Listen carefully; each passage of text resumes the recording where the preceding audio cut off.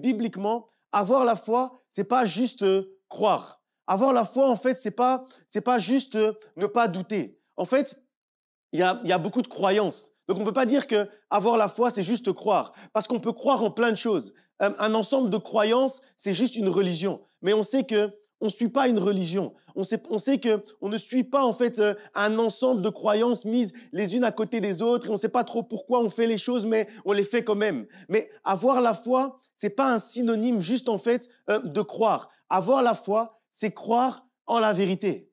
Et la deuxième partie de la définition est très importante. C'est pas juste croire, mais c'est croire en la vérité. Avoir la foi, en fait, c'est pas croire en quelque chose. C'est pas croire en une chose, non. Avoir la foi, c'est croire en la vérité qui vient de la parole de Dieu. Et je sais que j'ai déjà souvent expliqué ça, j'ai déjà souvent dit ça, mais c'est important parfois de rappeler les bases, de rappeler les choses importantes. Rappeler en fait qu'il y a une grande différence entre la vérité et la réalité. C'est deux choses complètement différentes. Et croire, en fait, on peut croire en la réalité parce que oui, la réalité, c'est des choses qu'on voit, donc c'est des choses qui existent. On va dire ce panier, il est là, c'est la réalité. Le panier, il est là. Si on a un problème, oui, on a un problème, c'est la réalité. Mais ça, en fait, on ne doit pas mettre notre foi dans la réalité, mais on met notre foi dans la vérité. La réalité, c'est ce que tes yeux voient, c'est ce que tu ressens au quotidien, c'est ce que tu entends tous les jours, c'est ce que le monde appelle les faits. C'est ce que nous, on appelle en fait les faits. La maladie, le manque, les conflits, les souffrances, les difficultés, les portes qui sont fermées devant toi, les blocages.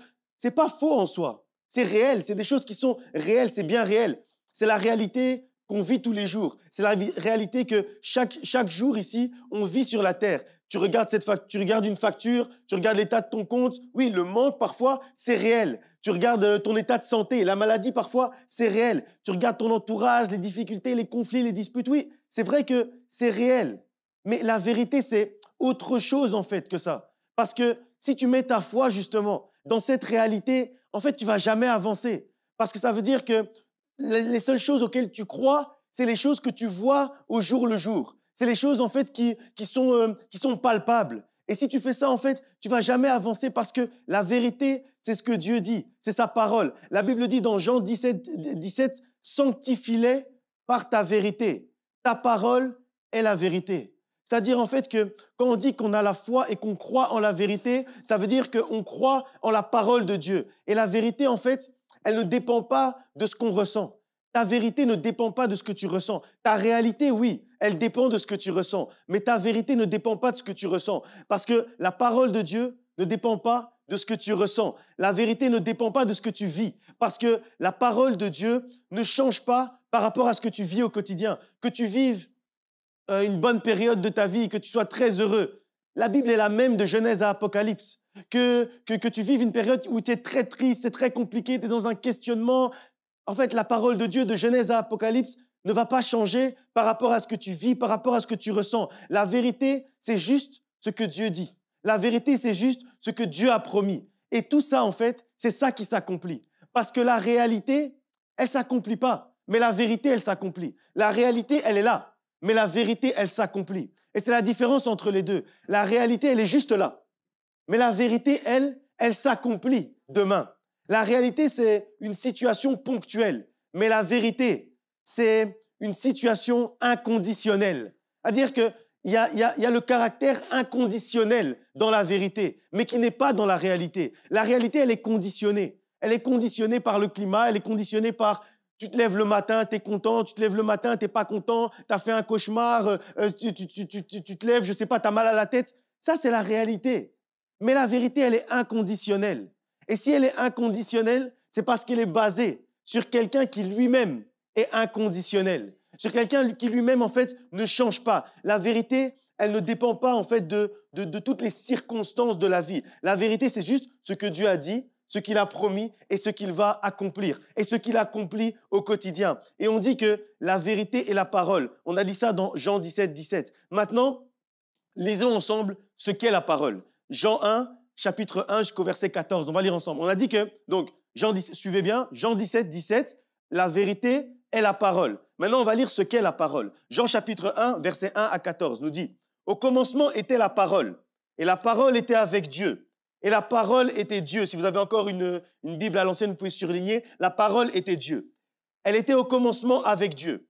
Toutes choses ont été faites par elle. Et rien de ce qui a été fait n'a été fait sans elle. Et en elle était la vie. Et la vie était la lumière des hommes. La lumière, lui, dans les ténèbres, et les ténèbres ne l'ont point reçue. Il y eut un homme envoyé de Dieu. Son nom était Jean. Il vint pour servir de témoin, pour rendre témoignage à la lumière, afin que tous crurent par lui.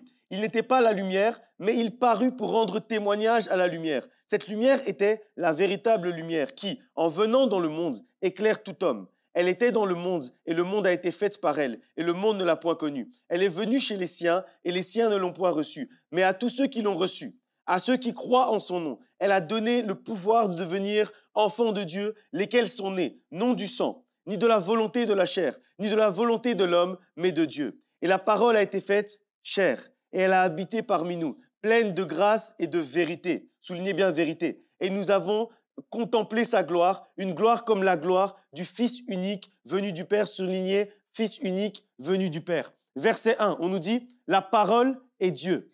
Mais on vient de dire que la vérité est la parole. Donc la vérité est Dieu. Verset 14, la parole a été faite chair.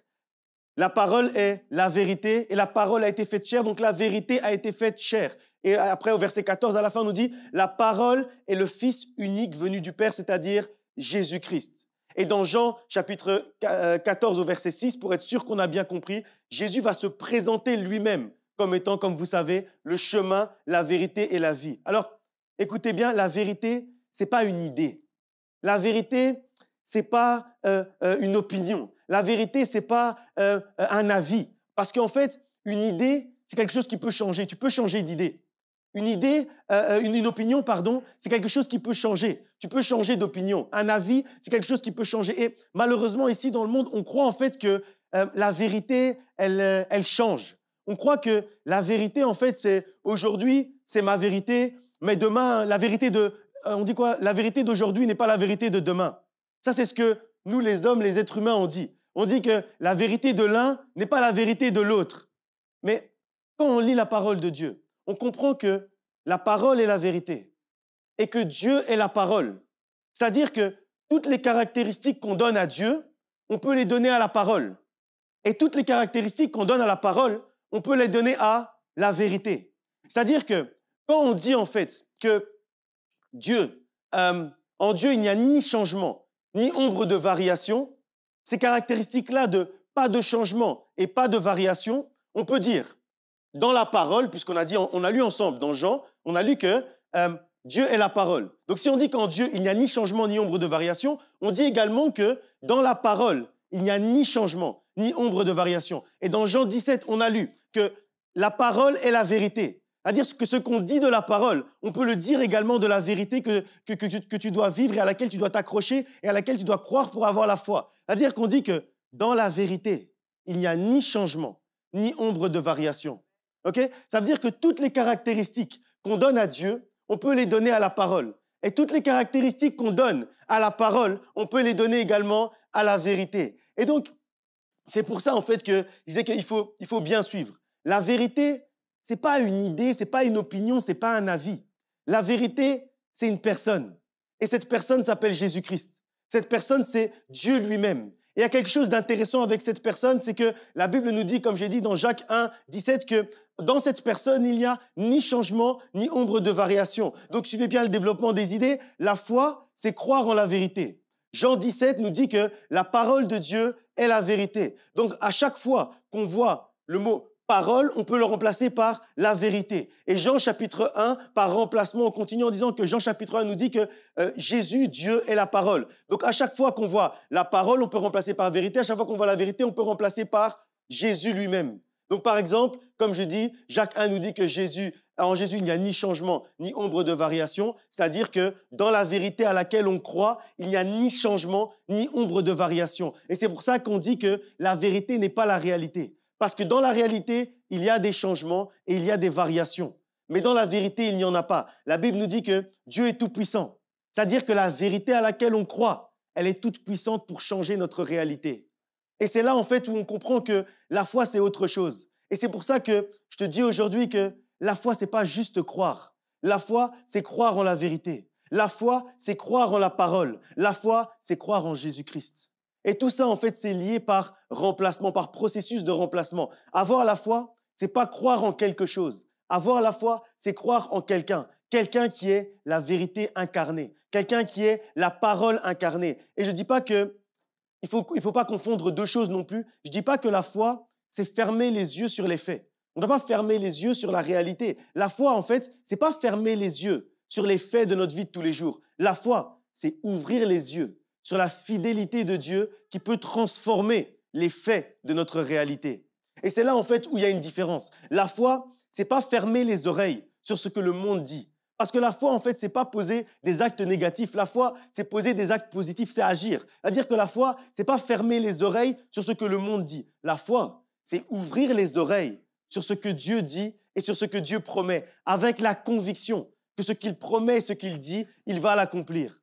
Avoir la foi, c'est choisir en fait de ne pas laisser la réalité dicter notre vie. La réalité dicter la direction que tu vas prendre quand tu vas aller à gauche ou à droite. Mais la foi, c'est plutôt laisser la vérité de Dieu, la vérité qui est Dieu lui-même, guider nos pas au quotidien. Et c'est ça en fait la foi réelle. C'est ça en fait la foi agissante. C'est ça en fait la foi que Dieu attend de nous. C'est ça la foi que Dieu attend de toi. Quand on pose la question qu'on pose depuis le premier culte de l'année dans Luc 18, quand le Fils de l'homme reviendra sur la terre, trouvera-t-il la foi? C'est de cette foi-là dont on parle.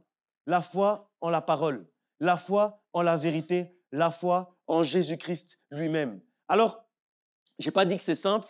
Parfois, ce n'est pas simple, c'est vrai, parce que souvent, on remarque en fait dans notre vie de tous les jours, ce qu'on remarque, c'est qu'il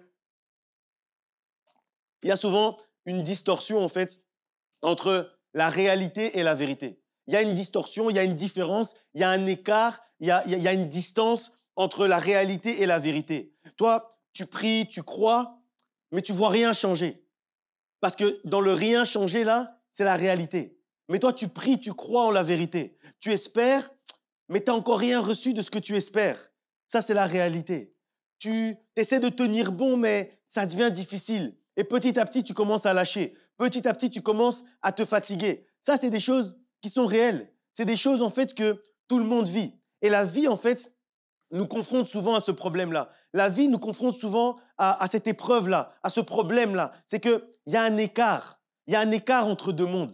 Mais l'écart entre deux mondes, c'est justement, en fait, la guerre que Dieu nous demande de mener. C'est le combat que Dieu nous demande de mener. Combler, en fait, l'écart entre ces deux mondes, entre le monde de la réalité et le monde de la vérité. La réalité et la vérité sont deux mondes qui s'opposent. Deux mondes, en fait, qui ne peuvent pas collaborer. La réalité dit, il n'y a rien qui bouge dans ma vie, il n'y a rien qui avance, je ne vois rien qui me montre même une lueur d'espoir. Mais la vérité de Dieu proclame, Dieu est en train de préparer quelque chose. Pendant que toi, tu te dis qu'il n'y a rien qui bouge. La réalité, elle te montre peut-être l'épreuve, mais la vérité, elle est en train d'annoncer que la victoire s'accomplit. Et c'est pour ça que je dis qu'il y a deux mondes qui s'opposent. Parce que la foi, en fait, justement, c'est de faire le pont entre ces deux mondes-là. C'est ce qui amène, en fait, la vérité à envahir, en fait, notre réalité. Ça, c'est la foi. Parce que d'un côté, il y a la réalité qu'on vit, et de l'autre côté, il y a la vérité que Dieu nous promet. Il y a la vérité que Dieu proclame dans notre vie. Et entre ces deux-là, il y a l'attente. Entre ces deux-là, il y a la patience. Et en fait, le pont qui va nous faire surmonter cette attente, qui va nous faire surmonter ces temps de doute.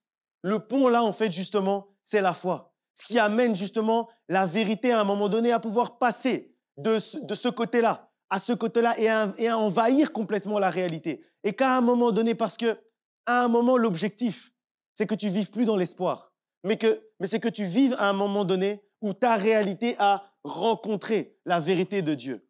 Et ce qui amène, en fait, ça, c'est le pont entre la réalité et la vérité. Et ça, le pont sur lequel la vérité va marcher pour aller envahir ta réalité, c'est la foi.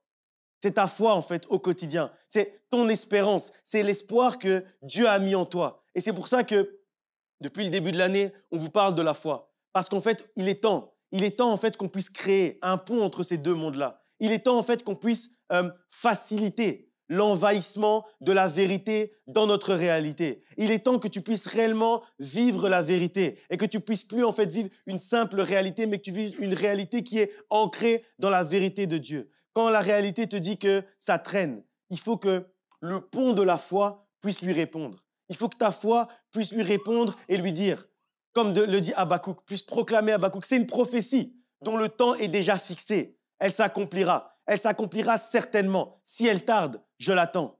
Quand tu dis ça, quand tu proclames Habakkuk, alors que ta réalité est en train de dire « mais ça traîne ». Mais depuis le temps que j'ai reçu cette promesse, mais ça traîne, j'arrive pas à avancer, j'arrive pas à voir ce que Dieu m'a promis. Eh bien, il faut que tu puisses mettre le pont de Habakkuk. Le pont de Habakkuk qui dit que, quoi qu'il arrive, la promesse va s'accomplir. Parce que c'est une prophétie dont le temps est déjà fixé. Alors cette prophétie va marcher sur le pont de Habakkuk pour que la vérité puisse envahir ta réalité. Et c'est ça en fait qu'on doit faire au quotidien. Et c'est pour ça que notre foi doit répondre à notre réalité. La réalité peut dire c'est fini, mais notre foi doit construire un pont entre la réalité de c'est fini et la vérité. Et le pont, c'est Job 19, 25. Mon Rédempteur est vivant et il se lèvera le dernier. Ça, c'est le pont entre la réalité et la vérité quand la réalité dit que c'est fini. Peut-être qu'aujourd'hui, ta réalité te dit que tu es seul. Eh bien, tu dois construire un pont. Le pont, c'est Hébreux chapitre 13 au verset 5. Je ne t'abandonnerai jamais, je ne te délaisserai point. Et ça, c'est le pont entre ta solitude, la solitude de ta réalité et la vérité qui dit que Dieu est avec toi. Peut-être que la réalité que tu es en train de vivre dit qu'il n'y a pas de solution pour toi, que tu es perdu. Mais il y a un pont entre celui qui est perdu aujourd'hui et celui qui est retrouvé. C'est Jean chapitre 14 au verset 6. Je suis le chemin. C'est-à-dire que quand tu as l'impression d'être perdu, tu dois construire le pont, Jean 14, 6, qui dit que Jésus est le chemin. Que si je suis perdu, Dieu va tracer un chemin dans le désert pour moi. Ça, c'est le pont. Mais ça, en fait, c'est la foi. Et ce pont, en fait, il se construit avec la connaissance de la parole de Dieu. Et c'est pour ça qu'en fait, on ne peut pas avoir la foi si on n'a pas la connaissance de la parole de Dieu. On ne peut pas avoir la foi si on ne lit pas la parole de Dieu, si on ne médite pas la parole de Dieu, si on n'étudie pas la parole de Dieu. Et c'est pour ça, en fait, que c'est primordial, c'est important de lire, de connaître, d'étudier, d'être imbibé de la parole de Dieu. Parce qu'alors, on aide la vérité à envahir la réalité. Et à un moment donné, on commence justement à vivre cette vérité de la parole de Dieu. Notre foi doit répondre à la réalité. Parce que le moment le plus difficile, justement, comme je disais, c'est l'attente. Et l'attente, en fait, c'est le gouffre dont je parlais tout à l'heure, entre la réalité et la vérité. Mais l'attente, ça ne signifie pas que Dieu t'a oublié. L'attente, ça ne signifie pas que Dieu t'a délaissé. L'attente, ça ne signifie pas que Dieu t'a abandonné. L'attente, c'est juste en fait que le bon moment n'est pas encore arrivé, que le temps de Dieu n'est pas encore arrivé. C'est juste en fait que peut-être tu n'es pas encore prêt à pouvoir vivre cette vérité-là. Et alors, pour pouvoir être prêt à vivre cette vérité, tu dois construire justement le pont entre la réalité et la vérité. Et comment tu te prépares? Comment tu construis le pont? Avec la connaissance de la parole de Dieu. Parce que chaque brique du pont, c'est un verset de la Bible que tu ne connais pas encore. Chaque brique du pont, c'est un verset de la Bible que tu ne connais pas encore. C'est-à-dire là, tu es dans une réalité, mais si tu veux faire le pas pour avancer vers la vérité, il y a un verset que tu ne connais pas encore et que tu dois déposer en dessous de tes pieds. Et pour faire le deuxième pas, il y a un autre verset que tu ne connais pas encore, que tu dois déposer en dessous de ton pied pour pouvoir faire le deuxième pas et le troisième pas et ainsi de suite. Et c'est en connaissant la parole de Dieu petit à petit, parce que la Bible nous dit que ta parole est la vérité. C'est-à-dire que si tu veux entrer dans la vérité, tu dois marcher sur le chemin de la parole de Dieu. Tu dois construire le pont de la foi qui a comme brique la parole de Dieu.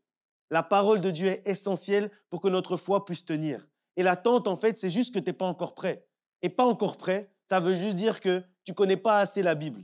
Tu ne connais pas assez la parole de Dieu. Tu ne médites pas assez la parole de Dieu. Si on te demande quel verset pour répondre à quelle réalité, tu ne vas pas pouvoir répondre. Alors tu restes là où tu es, en attendant de pouvoir entrer dans la vérité. En attendant de pouvoir, en fait, faire le pont entre la réalité et la vérité. Parce que tant que la réalité va pouvoir te bousculer, c'est que tu n'es pas encore prêt d'entrer dans la vérité. Parce que normalement, je peux t'assurer qu'à chaque situation de ta vie, chaque seconde, chaque minute, chaque heure, chaque jour de ta vie, chaque difficulté par laquelle tu es passé, il y a un verset de la Bible qui répond à ça. il y a un verset de la Bible qui répond à la situation par laquelle tu passes aujourd'hui. Il y a un verset de la parole de Dieu qui répond à ta maladie. Il y a un verset de la parole de Dieu qui répond à ta solitude. Il y a un verset de la parole de Dieu qui répond à ta pauvreté, à ton manque, à tes difficultés, à tes problèmes familiaux, à tes disputes avec ta femme, à tes disputes avec ton mari. Tout ça, il y a un verset de la Bible qui répond à ça. Mais c'est un verset de la Bible que tu ne connais pas encore. Alors qu'est-ce que tu veux que je fasse pour toi? Il faut que tu puisses connaître ce verset-là. Et là, tu commences à marcher vers la vérité. Et à la fin, quand tu as fini de marcher vers la vérité, c'est la vérité elle-même qui va marcher vers toi et envahir ta réalité. J'espère que vous comprenez vraiment.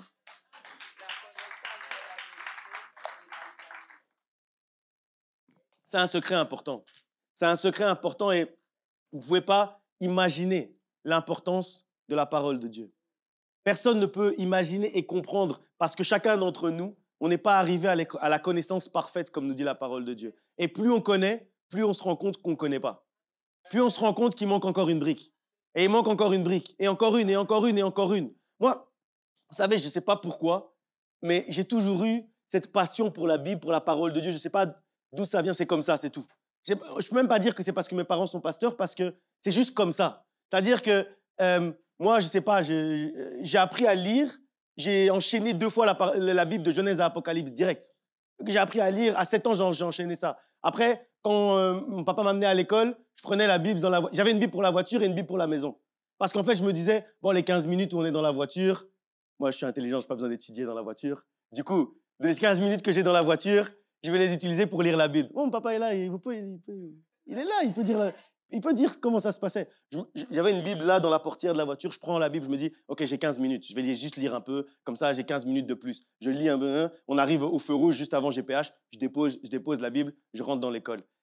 Je ne sais pas pourquoi, mais ce que je sais, c'est que malgré tout ça, malgré toutes les fois où j'ai lu la Bible, de Genèse à Apocalypse, aujourd'hui, quand je lis la Bible, je me rends compte encore que je ne connais rien. Aujourd'hui encore, ce matin, je prépare la prédication, je lis la Bible et je me dis, oh, mais ça, je n'avais pas vu comme ça, en fait. Mais cette histoire, en fait, mais j'ai déjà lu ça quand j'avais 15 ans, mais en fait, non. Cette histoire de Dieu est la parole est la vérité, et donc Dieu est la vérité, c'est-à-dire que toutes les caractéristiques de Dieu, tu peux les donner à la vérité. Je n'avais pas encore lu ça comme ça. C'est-à-dire ce truc-là qui est simple. Jean 1, je l'ai déjà lu et relu, on lit ça tous les jours. Mais malgré tout ça, je n'avais pas encore saisi cette dimension-là. Et c'est pour ça que je dis qu'au plus on connaît, au plus on se dit qu'on ne connaît rien.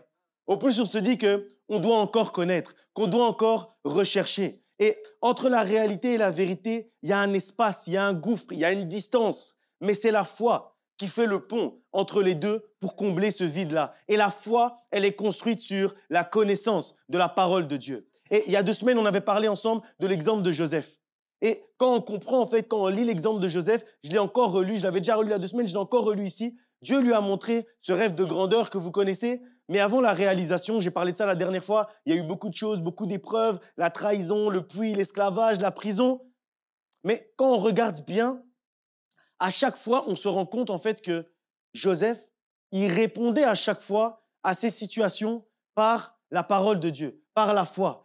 Chaque fois, il gardait la foi. Et on comprend en fait que, du coup, Dieu a utilisé cette attente pour le préparer de plus en plus. Le puits, en fait, quand on y réfléchit, ça l'a préparé, le puits où ses frères l'ont mis, ça l'a préparé à la solitude de la prison qu'il a pu vivre après en prison.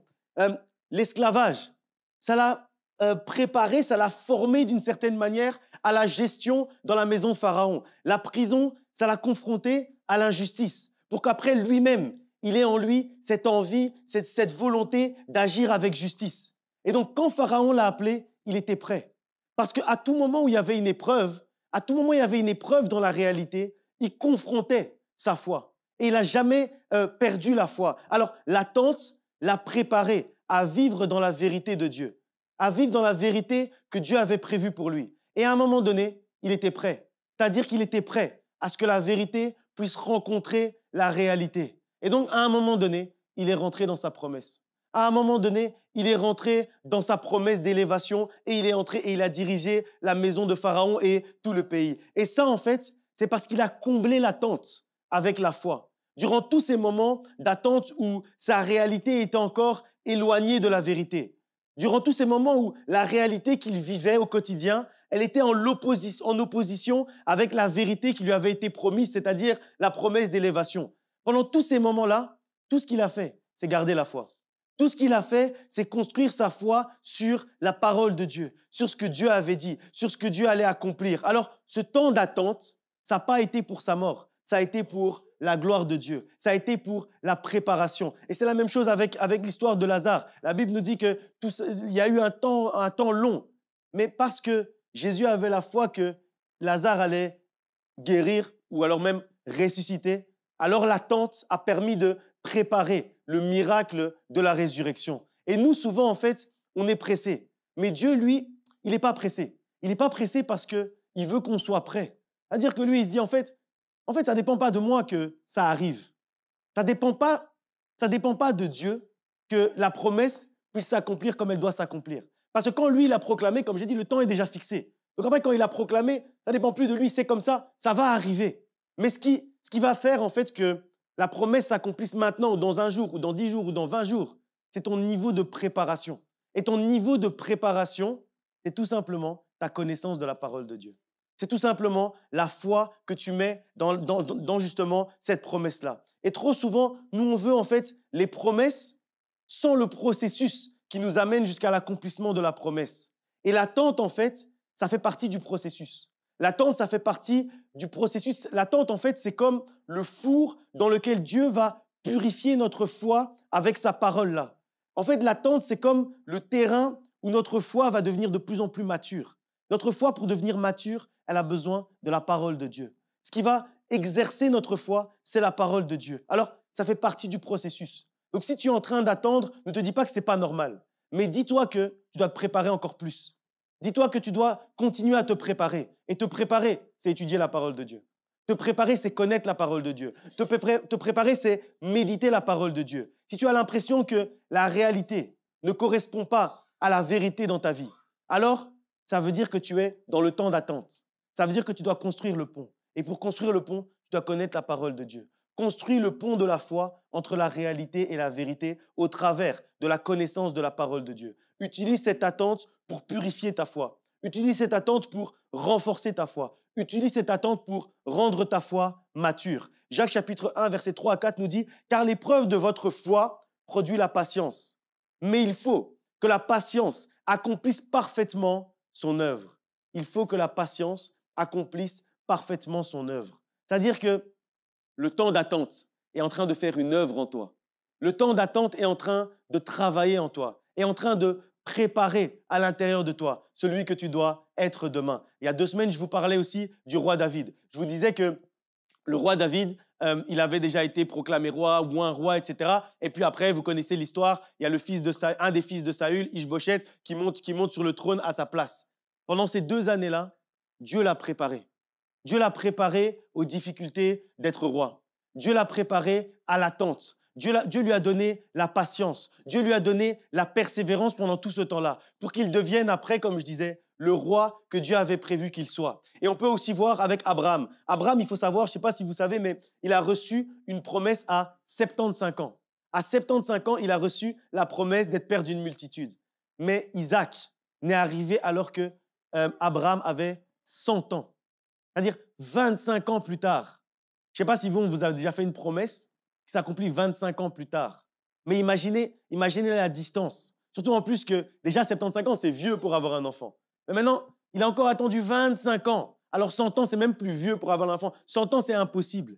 25 ans d'attente. Et pourtant, Romains chapitre 4, versets 19 à 21, on va lire ensemble ce que la Bible nous dit sur Abraham. Donc, il a attendu 25 ans pour avoir l'accomplissement de la promesse. Pourtant, Romains chapitre 4, verset 19 nous dit sur Abraham, « Sans faiblir dans la foi, Abraham ne considéra point que son corps était déjà usé, mais il fut fortifié par la foi, donnant gloire à Dieu, ayant la pleine conviction que ce qu'il promet va aussi s'accomplir. » Ayant la pleine conviction que ce qu'il promet va aussi s'accomplir. Dieu lui a promis une descendance, une grande nation, une postérité. Mais lui, il n'a même pas un enfant. La réalité, c'est qu'au moment où on lui promet, il a 75 ans. Puis 76, 77, chaque année passe, 80, 85, 89, 95. Chaque année passe. Il dit, mais quand? Mais quand, en fait, je vais pouvoir avoir un enfant? Si déjà à 75 ans, je trouvais que c'était vieux, maintenant j'ai 99 ans. Maintenant j'ai 98 ans. Comment est-ce que ça va être encore possible? Et puis il a 100 ans.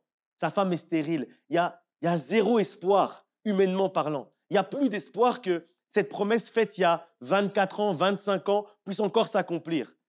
Mais il n'a pas laissé la réalité envahir la vérité. La réalité, oui, c'était qu'il était stérile, c'était qu'il était vieux, c'était que c'était compliqué pour lui, ça ne savait même plus marcher peut-être, je ne sais pas. Ça, c'était la réalité. Mais il n'a pas laissé la réalité envahir la vérité. Au contraire, la Bible nous dit dans Romains chapitre 4 qu'il n'a pas faibli par la foi. C'est-à-dire qu'il a gardé la conviction dans ce que Dieu promet. La Bible nous dit qu'il a été fortifié par la foi et qu'il a donné gloire à Dieu et qu'il avait la conviction et l'assurance que ce que Dieu a promis allait s'accomplir. Et en faisant ça, en fait, ce qu'il a fait, au lieu de laisser la réalité envahir la vérité, il a pris la vérité de la parole de Dieu et il l'a fait envahir dans la réalité. Et malheureusement, nous, on fait le contraire. C'est-à-dire que Dieu nous promet quelque chose, c'est la vérité. La Bible nous dit quelque chose, c'est la vérité. Maintenant, notre réalité, c'est autre chose. Et donc, au lieu de laisser la vérité envahir la réalité, nous, on fait le contraire.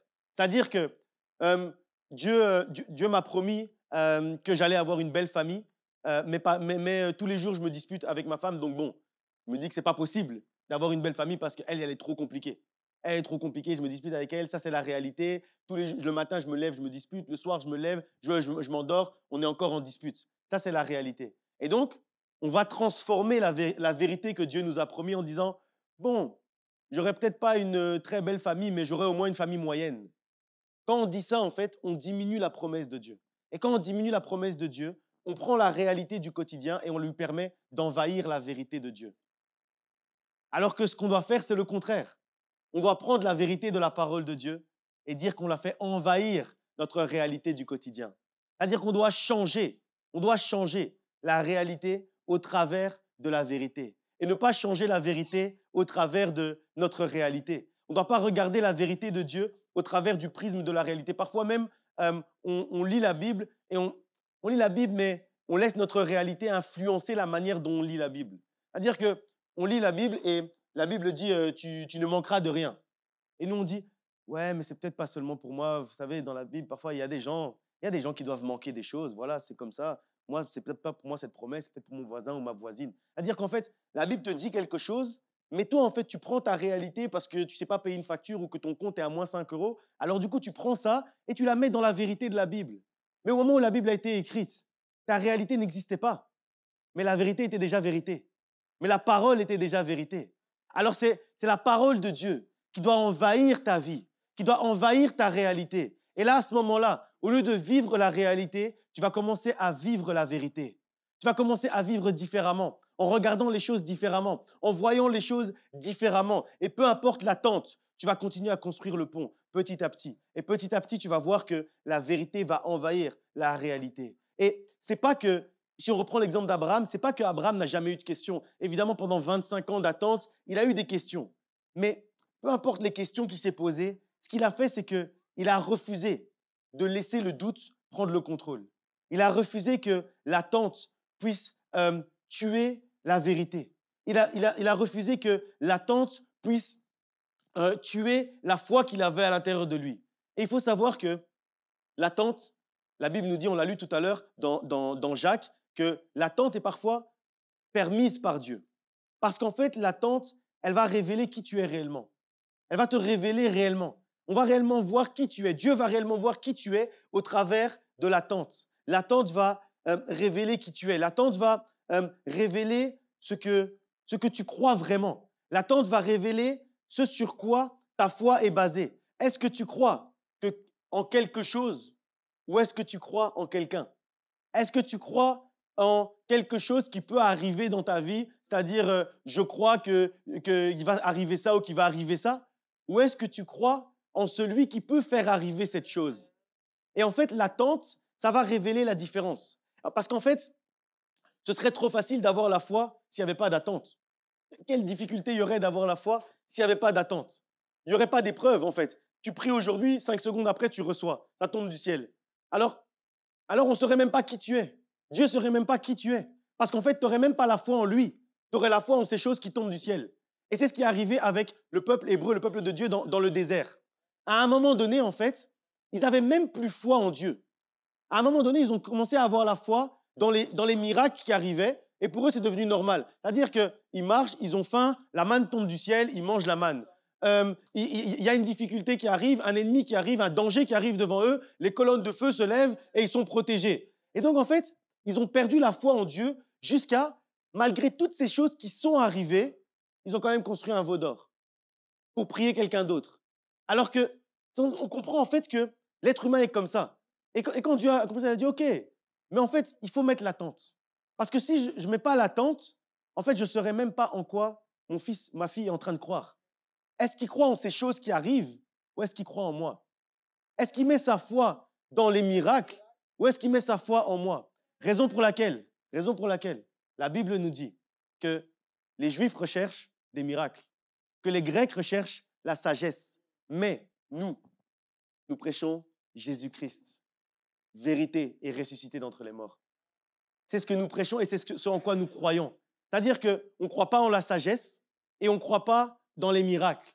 Les miracles arrivent parce qu'on croit en Dieu. Les miracles arrivent parce qu'on croit en la vérité de la parole de Dieu qui est Dieu lui-même. C'est la raison pour laquelle les miracles arrivent.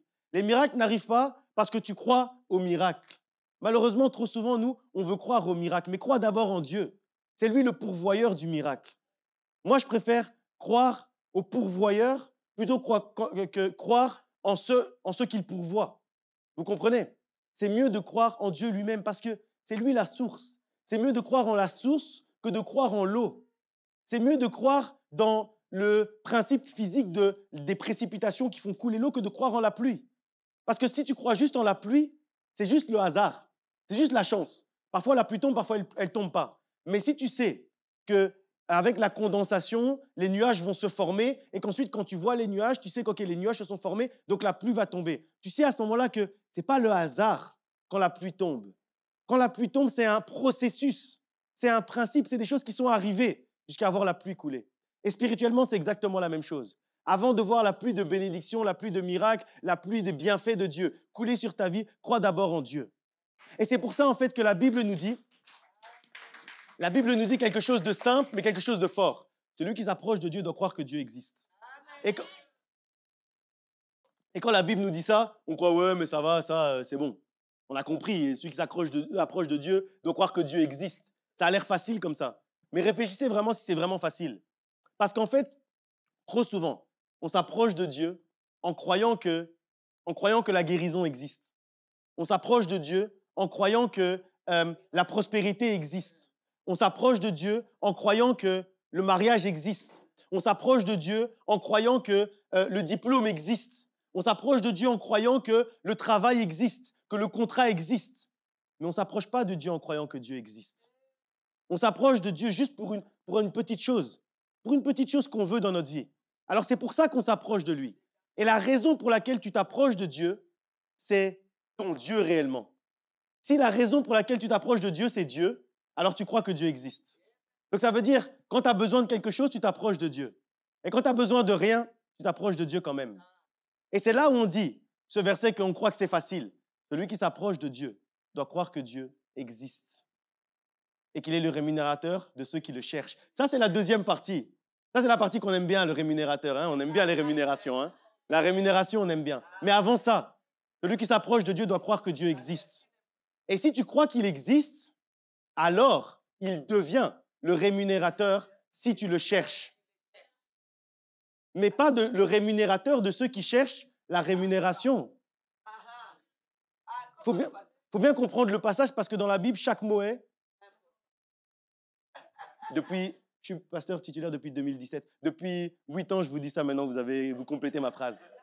Dans la Bible, chaque mot est important. C'est-à-dire qu'on n'a pas dit que celui qui s'approche de Dieu doit croire que Dieu existe et qu'il est le rémunérateur de ceux qui recherchent la rémunération et qu'il est le bénisseur de ceux qui recherchent la bénédiction et qu'il est le guérisseur de ceux qui recherchent la guérison. Ce n'est pas ça qui est écrit.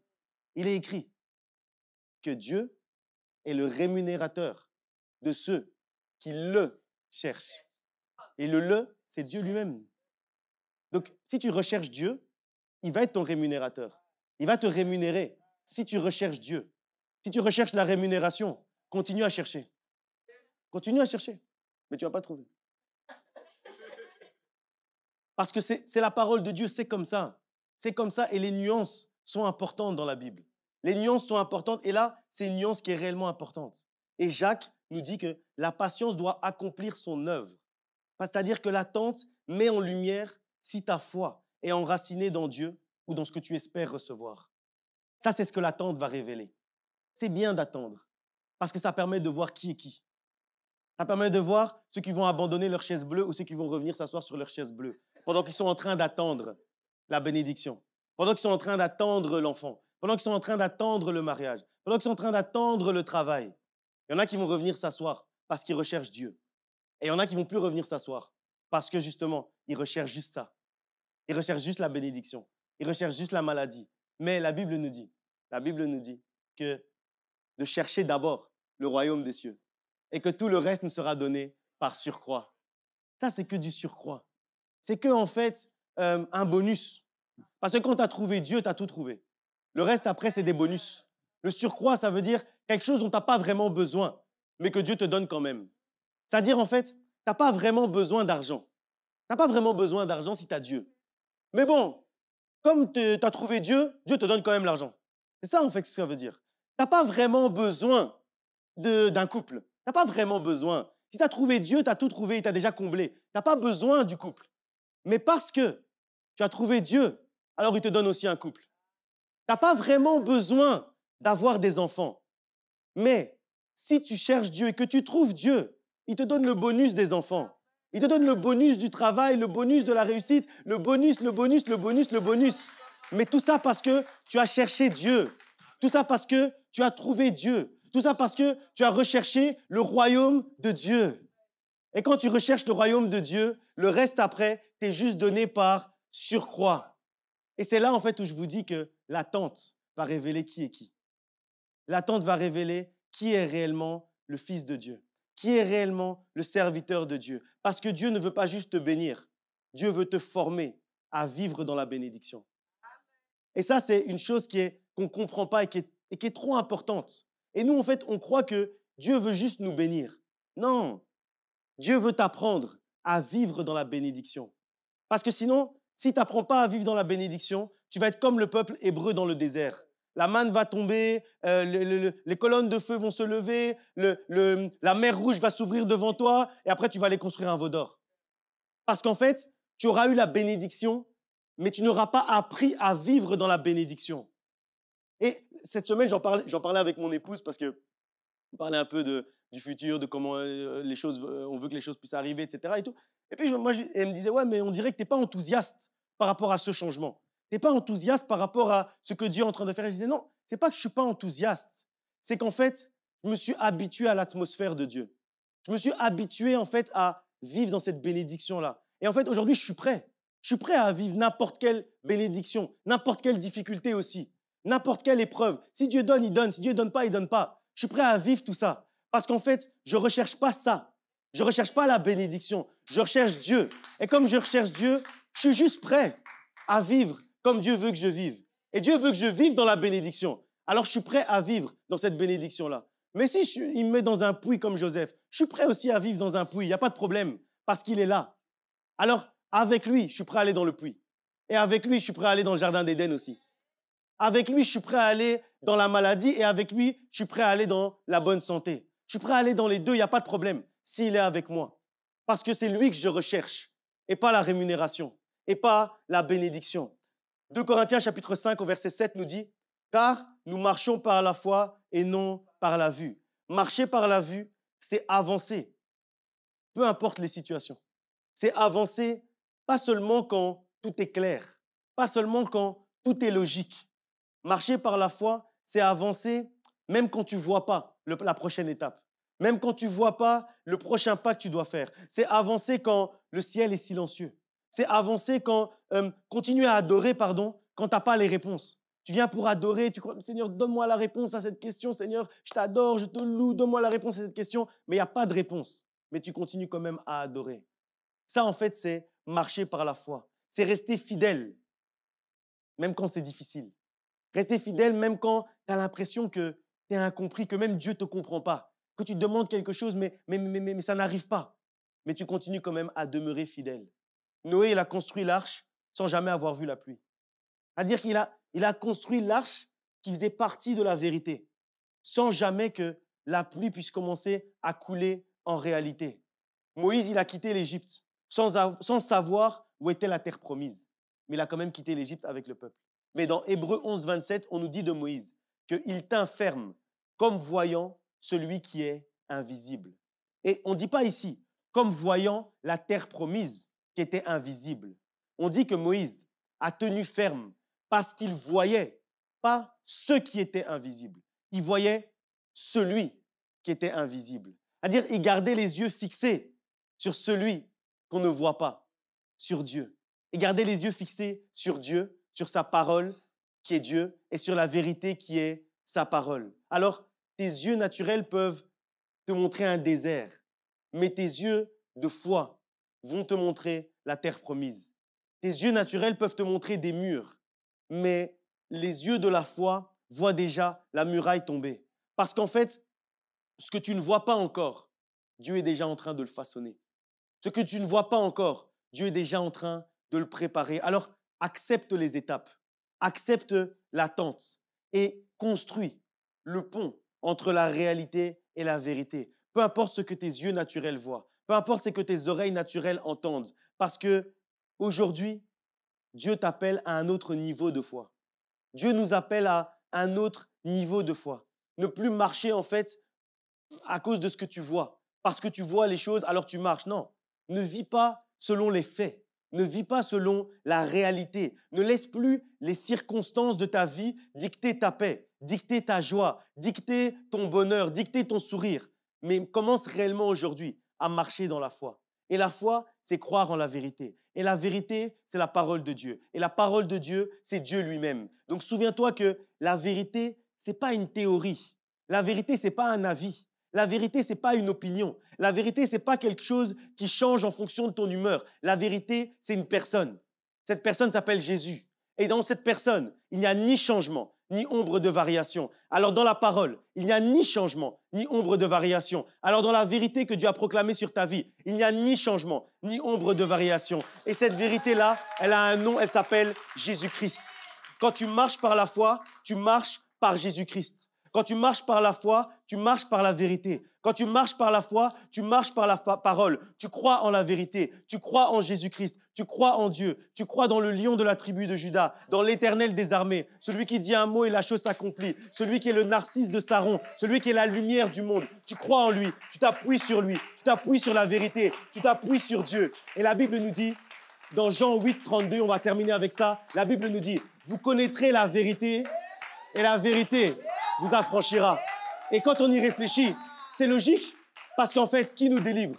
C'est Dieu lui-même.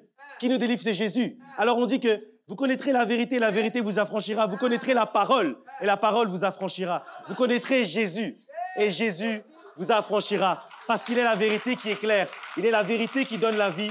C'est Jésus qui nous rend libres, parce qu'il est la vérité. C'est Jésus qui est la lumière du monde. Alors la vérité éclaire notre chemin, la vérité nous restaure, la vérité nous réconforte parce qu'on ne doit pas croire seulement, on doit croire en la vérité qui est la parole, qui est elle-même Jésus. Alors ne marche pas seulement, marche par la foi, marche dans la vérité, marche avec Jésus, marche avec la parole et tu verras qu'il est fidèle. Et ce qu'il a promis, il va l'accomplir et que la promesse qu'il a proclamée sur ta vie, elle est en train de marcher vers toi, il est en train de la façonner pour que ta vérité puisse rencontrer ta réalité. Que ta vérité en ce dimanche puisse envahir la réalité de ta vie. On va se lever, que Dieu vous bénisse.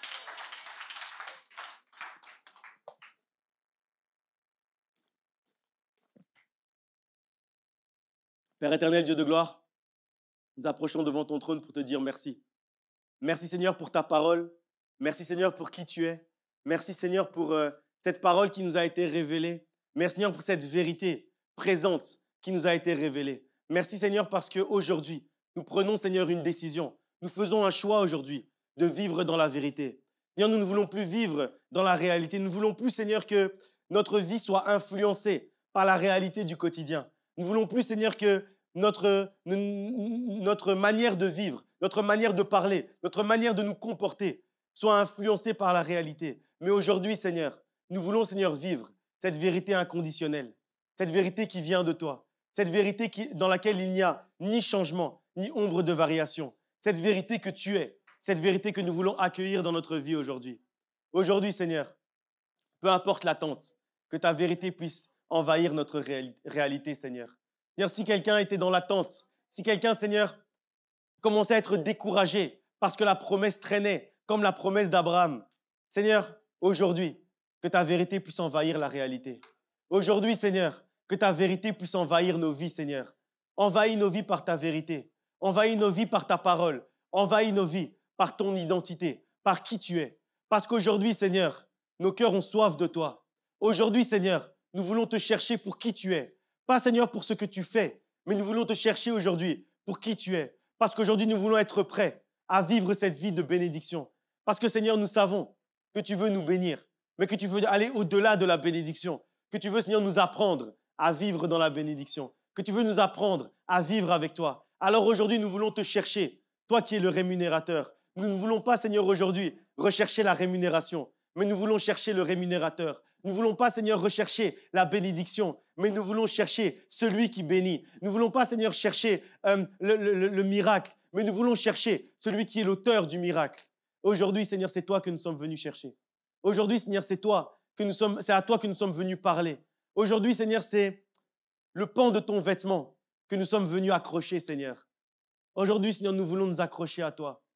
Seigneur, nous ne te laisserons pas partir avant, Seigneur, que tu nous aies parlé. Avant, Seigneur, que nous ayons entendu ta vérité. Seigneur, révèle-nous ta vérité. Révèle-nous ta vérité pour notre vie. Seigneur, que aujourd'hui, nous puissions, Seigneur, avoir une nouvelle soif de ta parole, une nouvelle faim de te connaître, Seigneur. Une nouvelle faim, Seigneur, de découvrir ta parole, de méditer ta parole, de la connaître de plus en plus chaque jour. C'est le désir de notre cœur. Le désir de notre cœur, c'est de te connaître. Le désir de notre cœur, c'est de te connaître par la vérité. Le désir de notre cœur, c'est de te connaître par ta parole. Seigneur, tu recherches des adorateurs qui t'adorent en esprit et en vérité. Et aujourd'hui, nous voulons être ces adorateurs-là, qui t'adorent en vérité, c'est-à-dire qui t'adorent en toi-même, qui t'adorent, Seigneur, dans la parole. Seigneur, nous voulons connaître ta parole. Nous voulons être imbibés de ta parole. Seigneur, que notre esprit soit transformé par ta parole. Que notre esprit, Seigneur, soit rempli de ta parole. Seigneur, que nous puissions opposer la réalité du quotidien Seigneur, à ta parole. Que nous puissions, Seigneur, découvrir chaque verset de la parole de Dieu, de Genèse à Apocalypse, Seigneur, qui correspond à la situation de notre vie aujourd'hui, Seigneur. Seigneur, révèle à chacun d'entre nous, révèle à mon frère, révèle à ma sœur le verset de ta parole qui correspond à sa difficulté d'aujourd'hui, qui correspond à son épreuve d'aujourd'hui, qui correspond à sa situation d'aujourd'hui. Seigneur, révèle. Seigneur, parle-nous. Seigneur, bénis-nous. Nous avons besoin de toi. Nous avons confiance en toi. Nous avons espoir en toi. Espoir en ton action, espoir en qui tu es, espoir en ta vérité, espoir en ta parole. Nous savons que tu vas nous parler parce que nous sommes venus aujourd'hui pour t'entendre. Alors nous savons, Seigneur, que tu vas nous parler. Nos oreilles, Seigneur, spirituelles sont ouvertes aujourd'hui.